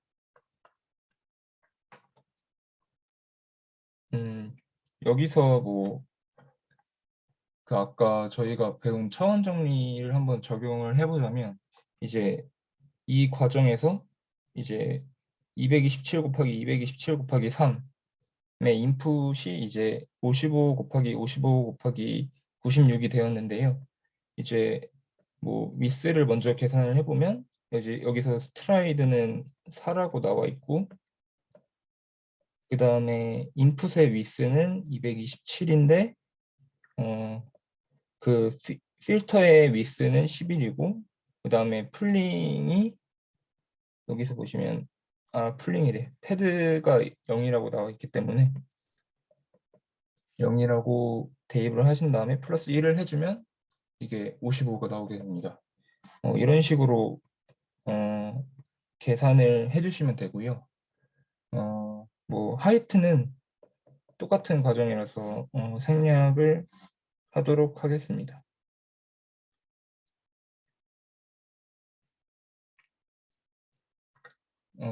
이제 VGG 넷이라는 또 다른 아키텍처에 대해서 설명을 드리도록 하겠습니다. 원래 VGG넷 같은 경우에는 뒤에서 배울 구글넷과 같은 연도에 대회 나가서 2등을 했던 모델인데요. 이제 구글넷이 오류가 가장 적어서 1등을 하긴 했는데 VGG넷이 좀 더 이제 간단한 알고리즘이어서 그래도 주목을 많이 받았다고 합니다. 그래서 알렉스넷과 비교를 해보면 알렉스넷은 아까 8 레이어스였잖아요. 근데 VGG넷은 그 16에서 19 레이어스로 약간 2배 좀 넘게 이렇게 알고리즘이 좀 더 딥해졌다는 것을 저희가 알 수 있겠습니다. 그래서 여기 이제 그림 보시면 굉장히 아까보다 더 깊어졌죠. 뭐 컨볼루션, 뭐 풀링, 컨볼루션, 풀링 뭐 이렇게 엄청 길게 있는데 여기 이제 나와 있는 것 중에 이제 Small Filters, Deeper Networks라고 되어 있어요.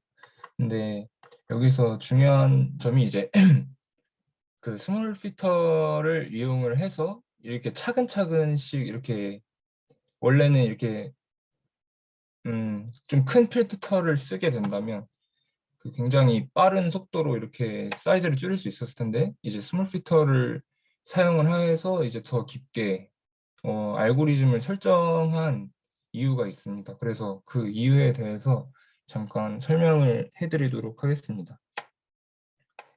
그 리셉티브 필드라는 용어가 있는데요. 그 리셉티브 필드가 이제 피처맵 한 픽셀이라고 하나요? 이제 한 칸이 영향을 받는 인풋 스페이스의 영역이라고 보시면 됩니다. 잠시만요.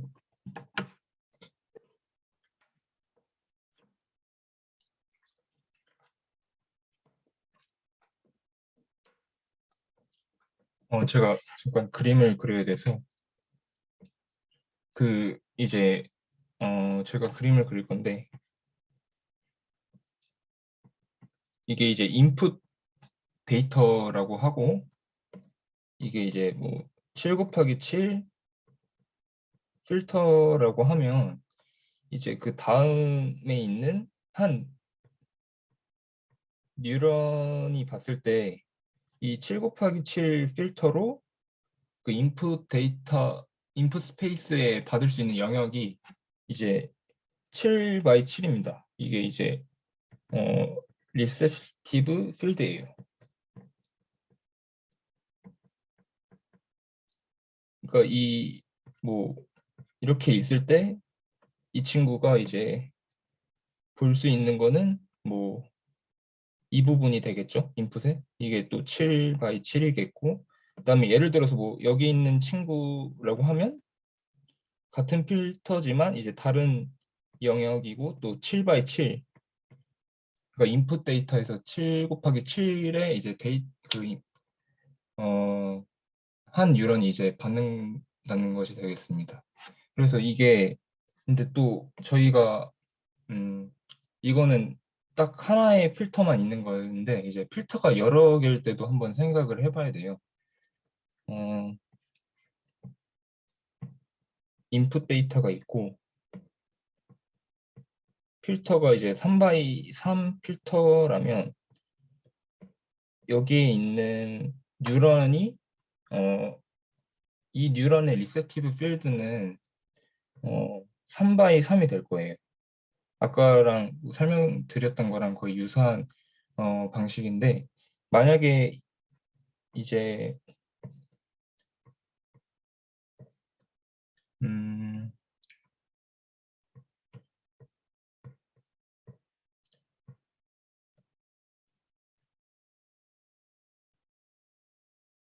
제가 잘못 설명했네. 그러니까 여기에 있는 이제 뉴런 하나가 이제 3x3의 이제 인풋 데이터에서 이제 그러니까 이 뉴런이 이제 3x3의 이제 인풋 데이터를 받는다는 것이죠. 그래서 근데 이 여기에 있는 친구는 이제 또 한 필터를 또 걸쳐 오기 때문에 그거를 또 고려를 해줘야 되는데 이제 여기서 이 친구가 받는 것은 여기서 또 3x3이 될 테고 이 3x3이 이제 또 3x3 중에 하나가 이제 또 3 곱하기 3의 인풋 데이터를 받는 거기 때문에 어, 그러니까 지금의 과정을 생각을 해보면 이렇게 3x3을 하나 받고 또 3x3을 하나 받고 3x3을 하나 받아가지고 이게 총 그 5 곱하기 5의 리셉티브 필드를 갖게 돼요. 근데 여기서 이제 한 칸 더 이루어지면 이제 여기 있는 친구가 뭐 3x3의 이제 필터를 가지고 있을 텐데 그 필터가 또 그 3x3보다 큰 립세티브 필드를 갖게 될 것이고 이 친구는 또 더 큰 립세티브 필드를 갖게 돼서 이제 7x7 리셉티브 필드를 갖게 됩니다.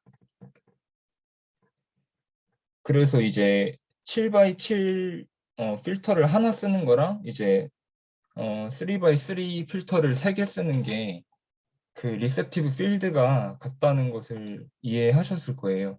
그래서 근데 이제 이 7x7 리셉티브 필드 같은 경우에는 이제 파라미터가 49개가 쓰이는데 이 친구는 3x3 필터가 여기서 한 번, 여기서 한 번, 여기서 한 번 있었기 때문에 총 27개의 파라미터가 필요하게 됩니다. 그리고 또 이렇게 레이어가 그러니까 작은 필터가 여러 겹이 쌓이면 가질 수 있는 장점 중에 하나가 컨볼루션 레이어를 더 많이 걸치면서 이제 논 리니얼러티가 추가돼서 이게 더 학습에 어, 좋다고 네, 평가되고 있습니다.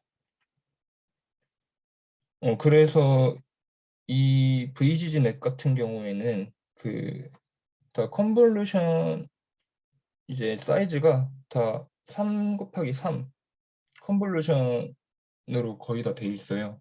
그래서 아까 제가 설명해 드렸던 것이피 이제 좀 그 립세티브 필드를 갖지만 이제 좀 더 파라미터 이제 관점에서 장점을 얻고 그 다음에 이제 논 리니얼러티를 더 추가할 수 있는 방법을 고안하기 위해서 이렇게 스몰 필터를 쓰고 그 다음에 디퍼 네트워크스를 이렇게 이뤘다라고 이해해 주시면 좋을 것 같습니다. 그 다음은 이제 구글 넷이라는 아키텍처인데요. 이 아키텍처는 아까 VGG넷은 19, 16 이렇게 레이어스를 가졌는데 이 친구는 이제 22개의 레이어스를 가졌고요. 그리고 여기서 보시다시피 그 아까랑은 조금 달라요. 그 형태가. 중간에 이제 인셉션 모듈이라는 개념이 이제 들어가는데 그거를 이용해서 이제 연산량을 줄이려고 했고 그다음에 여기 보시면 잘 안 보이시는 것 같은데 그 이제 원래 fully connected layers를 여태까지 계속 썼는데 이 친구는 이제 fully connected layer를 안 쓰고 global average pooling이라는 방법을 사용한다고 합니다. 근데 이 부분 그 global average pooling 이 부분은 다루지 않을 예정이고 그 관심 있으신 분들 한번 찾아보시면 좋을 것 같아요. 네, 일단은 그 인셉션 모듈에 대해서 살펴보도록 하겠습니다. 그 아까 보시다시피 굉장히 이런 형태들의 이제 네트워크가 이제 인셉션 모듈이라고 할 수 있는데 원래 기존에 아키텍처 같은 경우에는 그 한 가지 필터를 거의 썼어요. 이제 뭐 3x3로 계속 이렇게 한다던가, 뭐 7x7으로 한다던가, 이렇게 한 가지의 이제 컨볼루션을 이용을 했었는데,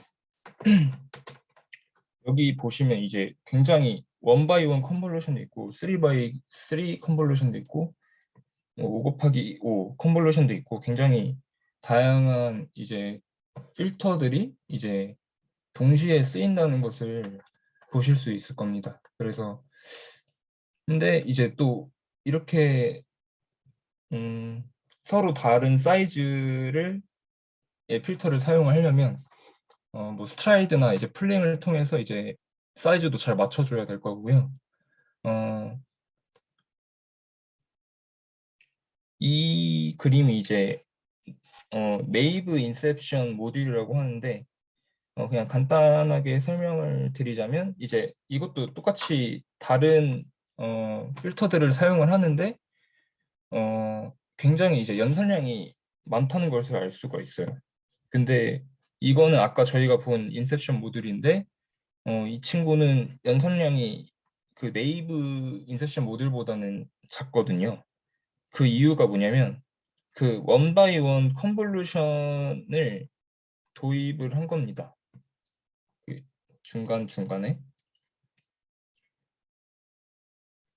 그래서 여기서 나와 있는데 이제 원바이원 컨볼루션을 통해서 이제 연산량을 줄일 수 있어서 이렇게 중간중간에 이제 인셉션 모듈에도 이렇게 그 원바이원 컨볼루션을 일부러 집어넣은 거예요. 그래서 이것은 그냥 간단히 얘기하자면 이제 뎁스를 줄이는 효과가 있어서 이제 그 불필요한 연산 과정을 줄이는데 이제 효과가 있다고 합니다. 원바이원 컨볼루션이.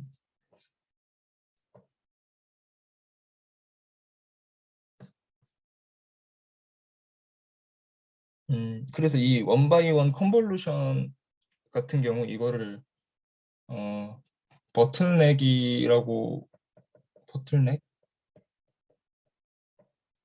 버틀넥이라고 또 한다고 합니다. 그래서 이 방법은 또 뒤에 그 레스넷이라는 아키텍처에도 또 나오게 되는데요. 이따 보시면 될 것 같습니다.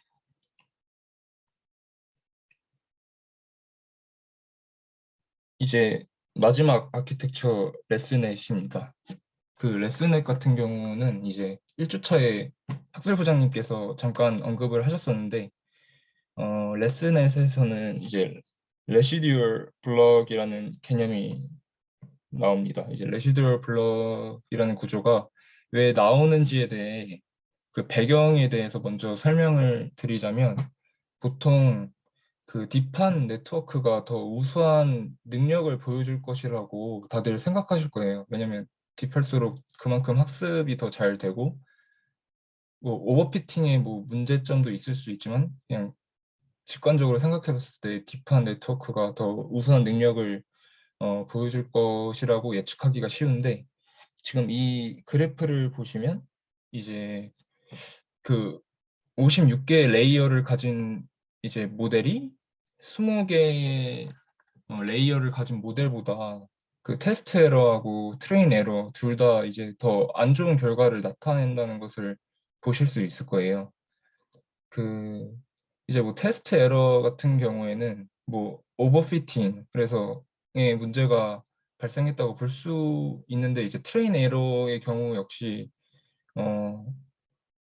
이제 더 결과가 좋지 않게 나와서 이 부분에 대해서 이제 해결을 하고자 그 레시듀얼 블럭이라는 이제 구조를 더 이제 아키텍처에 포함시키게 되었고 그거를 바탕으로 만들어진 아키텍처가 이제 바로 레스넷입니다. 일단 레스넷에서 제가 말씀드리고 싶은 것 중에 하나가 이제 아까 그 20개의 그냥 레이어의 그 모듈이 그 아키텍처가 있다고 하면 어떻게 생각을 해보면 만약에 20개 똑같은 이제 같은 이제 모델이 있고 그냥 뒤에 36개짜리 레이어를 붙이는데 이게 그냥 아이덴티티 펑션이라고 해서 그냥 그 뒤에 있는 값을 그냥 계속 같은 값으로 이렇게 전달만 해주는 그런 구조가 있다고 하면 사실 이 둘의 성능은 같을 거예요. 왜냐하면 이거 20개의 레이어를 거친 결과하고 이 20개의 레이어를 거친 결과가 똑같은데 이건 그냥 뒤에 거를 그냥 결과만 전달해주는 용도로 쓴다면 그 56개 레이어하고 20개 레이어는 그 학습 그러니까 이게 그러니까 능력 자체가 비슷하다고 할 수 있겠습니다. 근데 그래서 이 이제 아이디어를 바탕으로 그러면 그럼 아이덴티티 펑션을 도입을 하면 되겠다. 근데 이제 그 아이덴티티 펑션을 도입을 했을 때 그 오차, 잔차가 생기는데 그 잔차에 대해서 학습을 시키면 좀 더 좋은 데이터가 좀 더 좋은 네트워크가 되지 않을까라는 그런 이런 아이디어를 바탕으로 이제 레시듀얼에 대해서 학습시키는 방법이 고안이 되었고요. 또한 모든 인풋에 대해서 다 학습을 하는 것은 비효율적이고 그냥 추가적으로 학습할 부분에 대해서만 학습시켜서 그 효율성을 높이는 데 더 도움이 되는 방법이라고 볼 수도 있겠습니다. 그래서 그리고 백프로파게이션을 할 때 이제 기울기가 그레디언트가 베니싱 되는 문제가 있었는데 그 문제는 이제 이렇게 이건 이제 forward 방향이고 이제 backward 방법으로 했을 때 이제 그레디언트가 왔을 때 이렇게 아이덴티티 펑션이 있기 때문에 그 기울기가 소실되는 문제를 좀 해결을 할 수 있다고 합니다.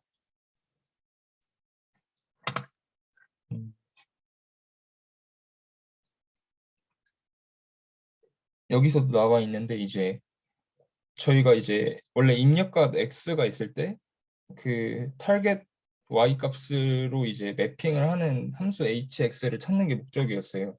근데 이제 레시듀얼 블럭에서는 h를 찾는 거는 마찬가지만 이렇게 아이덴티티 펑션이 주어짐으로써 이제 나머지 부분 fx에 대해서만 학습을 진행을 해주면 되는 거예요.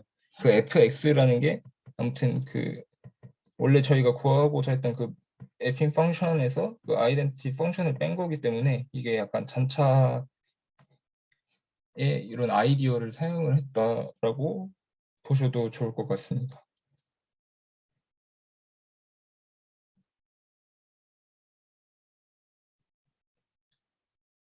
이게 이제 레슨넷의 전체적인 구조이고요.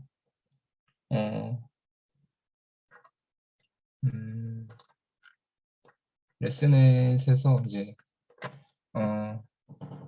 레시듀얼 블럭을 계속 쌓아놓는 구조예요. 그래서 여기 보시면 막 그 나누기 이런 걸 보실 수 있는데 이게 이제 주기적으로 레슨넷의 경우 이제 주기적으로 필터의 개수를 2배를 이렇게 시켜주는데 그 2배를 시켜줄 때 이제 레슨넷에서는 풀링을 사용을 안 하거든요. 그래서 풀링을 사용하는 대신에 이제 스트라이드를 2로 가져가면서 이제 이렇게 연산이 계속 이어질 수 있도록 해주는 것이고 또 특이사항이 있다면 여기서 보시면 FC 레이어스가 이제 끝에 딱 하나밖에 없어요. 그게 이제 필수적으로 필요한 한 개만 제외하고 이제 다른 이제 FC 레이어는 쓰지 않았다고 보시면 될 것 같습니다.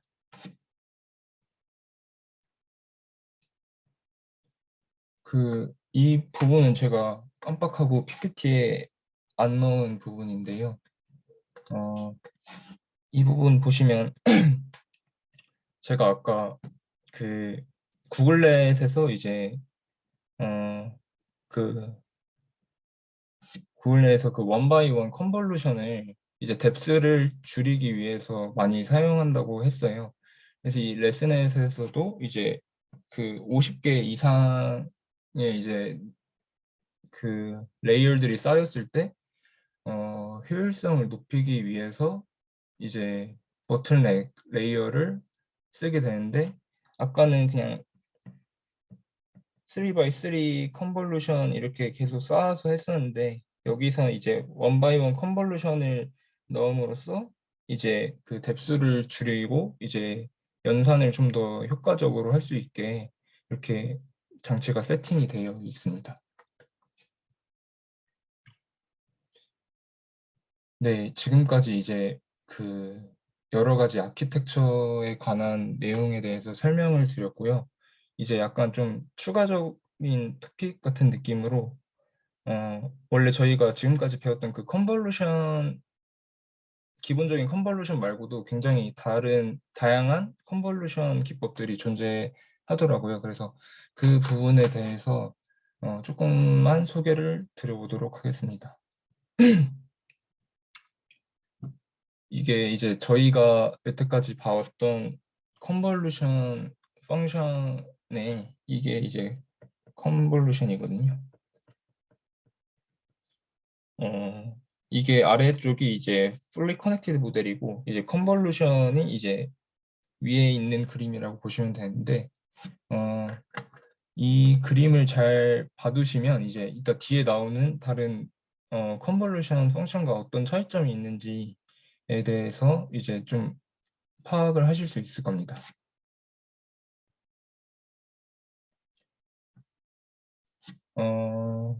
이건 이제 이것까지도 저희가 배운 내용인데, 이제 스트라이드를 도입한 컨볼루션에 대한 내용입니다.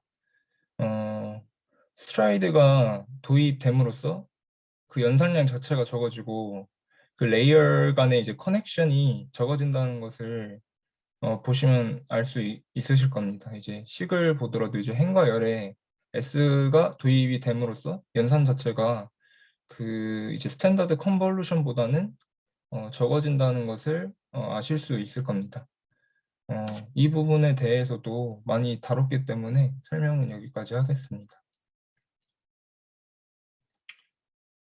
Unshared Convolution이라는 개념인데요. 지금부터 그 다룰 내용은 그 저희 교재 9.5장에 나와 있어서 한번 읽어보시는 것도 좋을 것 같습니다. 그 Unshared Convolution 같은 경우에는 이제 이게 Unshared Convolution의 이제 그림인데요.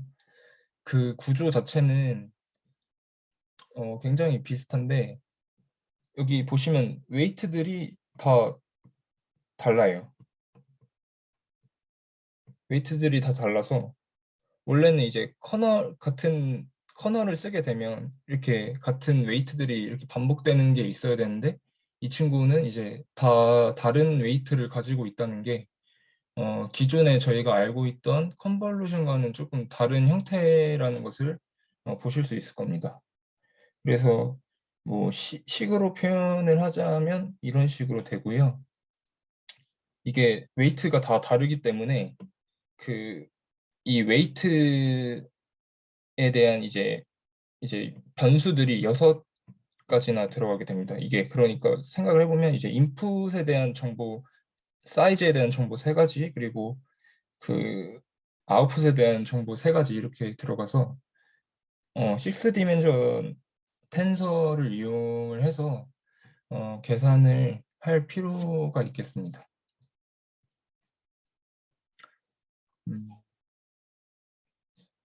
그래서 이 Unshared Convolution이 언제 많이 쓰느냐 하면 이제 Unshared Convolution은 각 특징이 이제 공간에 있어서 되게 작은 부분의 함수이거나 아니면 그 특징이 모든 데이터에서 나타난다고 볼 수 없는 경우에 유용하다고 할 수 있어요. 그러니까 전체적으로 나타나지도 않고 굉장히 작은 부분에 있으면 저희가 굳이 보통의 이제 컨볼루션을 사용할 필요가 없겠죠. 그런 맥락에서 이해를 하시면 될 것 같습니다. 다음은 이제 타일드 컨볼루션인데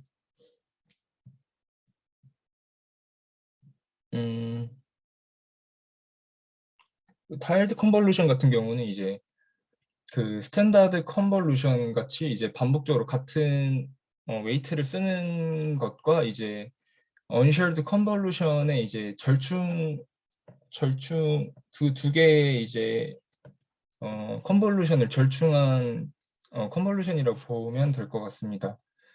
그래서 지금 제가 그림을 잘못 넣은 것 같은데 이게 이제 그냥 보통의 컨볼루션이고 이게 이제 아까 저희가 봤던 언쉐어드 컨볼루션입니다. 그러면 이제 그 타일드 컨볼루션이 어떻게 이루어지냐면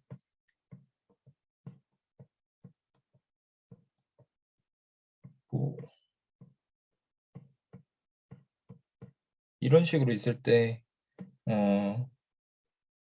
A, B, C, D, A, B, C, D 이런 식으로 이루어져 있는 게 이제 타일드 컨볼루션입니다.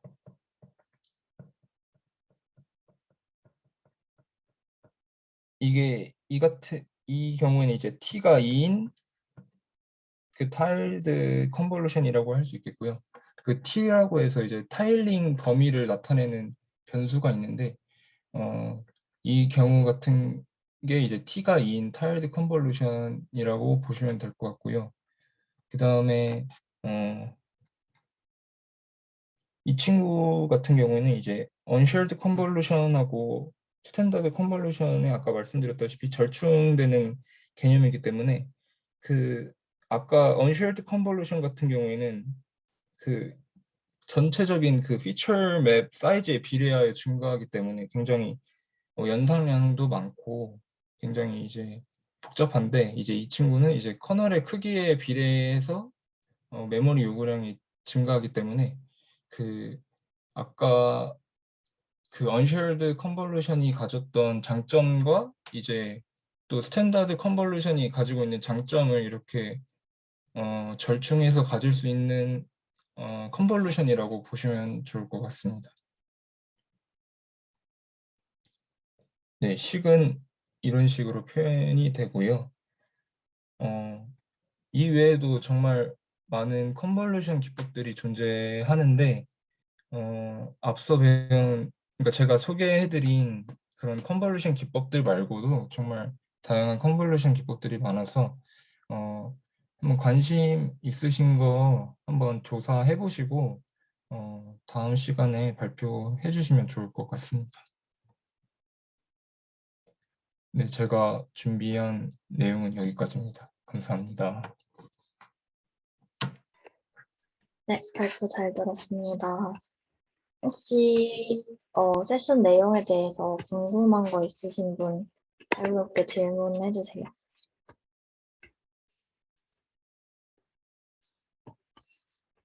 없으신가요?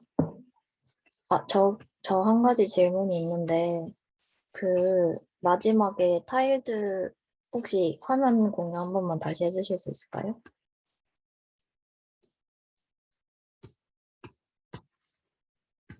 민수님?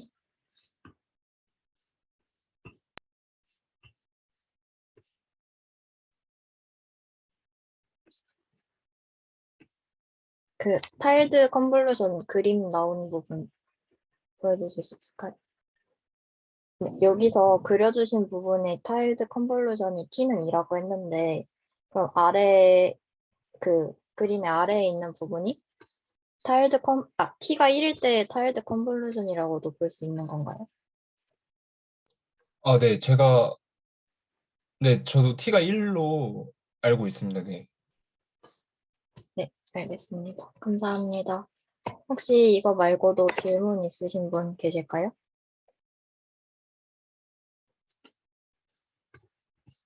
그럼 혹시 간사님, 추가적으로 코멘트 해주실 부분 있으실까요?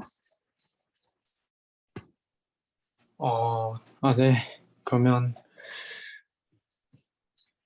그러면 이게 그 오늘 한 PPT죠? 이게. 그러면 일단 오늘 발표 굉장히 잘 들었고 오늘 그러면 뭐 좀 더 어드밴스드한 그런 내용은 말고 그냥 좀 뭐 좀 복습 겸으로 그냥 뭐 어떤 내용이 있었는지 썸머리나 뭐 그런 거 위주로 말씀드리도록 할게요. 그러면 근데 이게 CNN이 오늘 처음 그 배운 그런 구조인데 오늘 굉장히 어드밴스드한 것까지 그 나갔기 때문에 일단 이거를 아는 분한테는 뭐 전혀 안 어려울 수도 있겠지만 그 아예 처음 그렇게 접한 분한테는 굉장히 어려울 수도 있을 것 같습니다. 그냥 기본적인 구조도. 그래서 기본 그 전체 구조가 있는 슬라이드를 한번 보면 어딨지? 여기네요.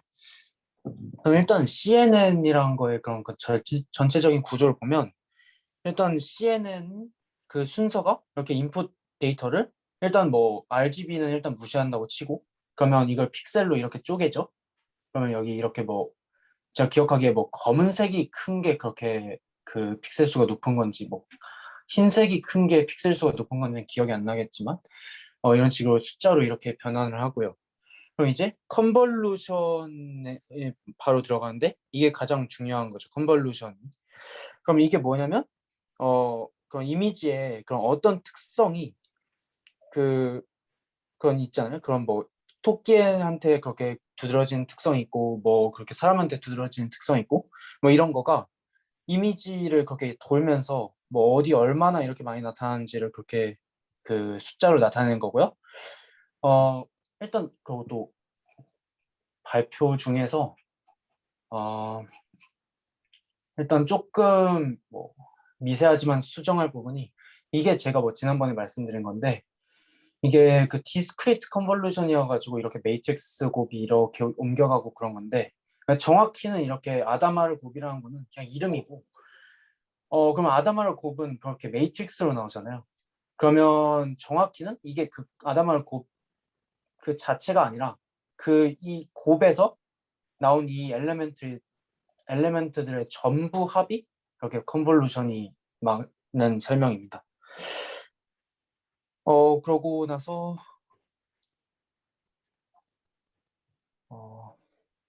또 이제 액티베이션 같은 거는 그 논리니어리티가 뭐 기본적인 뉴럴 네트워크에서 쓰이니까 있는 거고 이렇게 풀링은 그렇게 차원 축소를 한다고 그렇게 잘 말씀하셨고 이렇게 해상도를 낮추는 그런 역할을 한다고 말씀하셨는데 그냥 이걸 뭐 어느 정도 더 직관적으로 말씀드리자면 일단 맥스 풀이라고 그렇게 생각을 해봐요. 그러면 이게 어떻게 되냐면 일단 컨볼루션으로 통해서도 일단 1차적으로 그렇게 차원 축소가 됐는데 이렇게 되는 그런 인풋 상태에서 이렇게 초록색에서 가장 큰 애 100, 뭐 이렇게 빨간색에서 가장 큰 애 184, 뭐 이런 거를 그렇게 쪼개오잖아요. 그러면 일단 그 컨볼루션 레이어에서 그냥 이미지의 지엽적인 부분에서 그런 특성을 그렇게 추출하였는데 거기에서 이것들을 한꺼번에 더 묶잖아요. 그러면 이게 어떻게 되냐면 더 광역적인 그 곳에 있는 거의 특성을 하나로 묶는 거잖아요. 그럼 그 말은 곧 차원 축소랑 똑같은 거고 또 다른 말로는 해상도를 낮추겠죠. 네. 그리고 그렇게 풀링을 하면 그 차원이 급속도로 그렇게 줄어드는데 이걸 방지하고자 하는 게 그 패딩 이렇게 이런 거죠. 또 맨 마지막에 나오는 그런 fully connected 레이어는 그렇게 최종 분류를 위한 거고요. 그리고 컨볼루션이란 거는 그렇게 굉장히 많이 사용하는데 일단 가장 많이 사용하는 거는 그렇게 신호 시스템에서 그 LTI라고 이렇게 뭐 이거는 전혀 뭐 아실 필요는 없지만 그렇게 리니어하고 타임 인베리언트한 그런 시스템 뭐 이게 뭐냐면 일단 시스템이라는 거는 그렇게 뭐 인풋 같은 그런 시그널을 받으면 이렇게 변환을 해서 아웃풋을 바꾸는 건데, 뭐 리니어라는 건 선형대수에서 배운 리니어고, 그래서 리니어라는 거는 그렇게 스케일링 했을 때 그 배만큼 그렇게 늘어나는 거. 그리고 타임 인베리언트한 거는 이렇게 그 언제 시간을 주는지에 따라서 그렇게 아웃풋이 변화를 안 하는 거. 이런 건데, 어쨌든 그 이런 게 있는데, 이 시스템에서 그렇게 아웃풋을 어떻게 계산하는지 여기에 컨볼루션이 쓰이는데, 이게 제가 알기로는 컨볼루션의 가장 유명한 쓰임새고, 그리고 또 저희는 통계학과니까 통계학과에서도 또 컨볼루션이 쓰이는데, 이건 뭐 지금 말씀드려도 다 이해하실 것 같습니다. 이게 어떤 거에 쓰이냐면, 이렇게 수통원에서 이렇게 뭐 인디펜던트한 그런 랜덤 베리어블들이 있어요. 뭐 이거죠. 그러면 뭐 이거의 PDF 잘 구하라고 하잖아요. 뭐 수통원에서 이거 구할 때 그렇게 어떻게 하죠? 처음에 그냥 이렇게 X 하나랑 또 구하고자 하는 이거를 그렇게 조인트로 이렇게 해야 돼요. 왜냐면 이게 2차원이니까. 그 다음에 이렇게 이걸 구하려는 거니까 얘는 적분을 해야 되겠죠. 그러면 이렇게 컨볼루션으로 이렇게 나오는 겁니다. 이런 것도 잘 기억하시면 좋을 것 같습니다. 일단 제 발표는 이상으로 마칠게요. 네, 간사님 정리해 주셔서 감사합니다. 간사님이 말씀해 주셨던 것처럼 오늘 다룬 내용이 CNN 처음 하시는 분들에게는 굉장히 많은 양일 것 같아서 뒤에 이제 심화된 모델들 부분도 한번 보시면 좋겠지만 이제 가장 기본이 되는 CNN 구조를 기준으로 복습을 해주셨으면 좋겠고요. 네, 그리고 이제 민수님과 이경님도 좋은 발표해 주셔서 감사합니다.